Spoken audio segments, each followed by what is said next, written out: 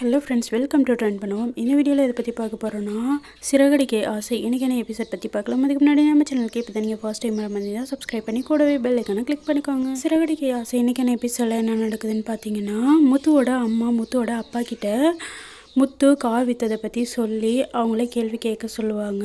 அடுத்து என்ன நடக்குதுன்னு பார்த்தீங்கன்னா, மீனா மார்க்கெட்டுக்கு பூ வாங்க போயிருப்பாங்க. அந்த டைமில் முத்து ஒரு பாட்டியை சவாரி ஏற்றிட்டு மார்க்கெட்டுக்கு வந்திருப்பாங்க. அப்போது முத்து ஆட்டோ ஓட்டுறதை மீனா பார்த்துருவாங்க. இவர் ஏன் ஆட்டோ ஓட்டுறாரு கார் ஓட்டாமல் அப்படின்னு ரொம்ப சந்தேகத்தோடையே வீட்டுக்கு போவாங்க. வீட்டுக்கு போனதுக்கப்புறம் மீனாவோட மாமியார் விஜயா இருந்துக்கிட்டு, வாங்கம்மா முதலாளி அம்மா அப்படின்னு சொல்லி கூப்பிடுவாங்க. ரொம்பவே சந்தேகத்தோடையே ஏன் இப்படி சொல்கிறாங்க அப்படின்னு மீனா உள்ளே போயிட்டு கேட்பாங்க. ஏன் இப்படி சொல்கிறீங்க அப்படின்னு.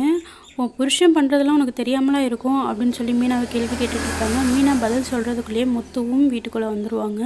வீட்டுக்குள்ளே வந்ததுக்கப்புறம் எதாக இருந்தாலும் என்கிட்ட கேளுங்க, நான் சொல்கிறேன், ஏன் அவங்ககிட்ட கேட்குறீங்க அப்படின்னு சொல்லி முத்து கேட்பாங்க. சரி நீயே சொல்லு அப்படின்னு விஜயா சொல்லுவாங்க. உடனே அண்ணாமலை இருந்துக்கிட்டு, ஏன் முத்து என்னாச்சு என்கிட்ட கூட சொல்லலை அப்படின்னு சொல்லி கேட்பாங்க.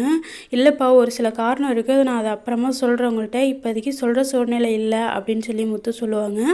அது என்னோட பத்திரத்தை வச்சு அடமானம் வச்சு உனக்கு கொடுத்த பணம், அதை எப்படி என்கிட்ட கூட தராமல் நீயே வச்சுக்கலாம் அப்படின்னு சொல்லி கேட்பாங்க. உங்களுக்கு பணம் தானே வேணும், பணத்தை நான் தரேன். அதுக்கு முன்னாடி இந்த வீட்டு பெரிய பையன் 27 லட்சத்தை எடுத்துகிட்டு ஓடினால அந்த பணத்தை கொடுக்க சொல்லுங்கள், அடுத்த நிமிஷமே உங்களுக்கு நான் பணத்தை கொடுக்குறேன் அப்படின்னு சொல்லி முத்து சொல்லுவாங்க. உடனே மனோஜ் இருந்துக்கிட்டு, இதுக்கு நான் வாய் திறக்காமலே இருந்துக்கலாம் அப்படின்னு சொல்லிட்டு வேலை இருக்குன்னு சொல்லி வெளியில் ஓடி போயிடுவாங்க. அடுத்து என்ன நடக்குதுன்னு பார்த்தீங்கன்னா, மீனா கிச்சனில் இருப்பாங்க.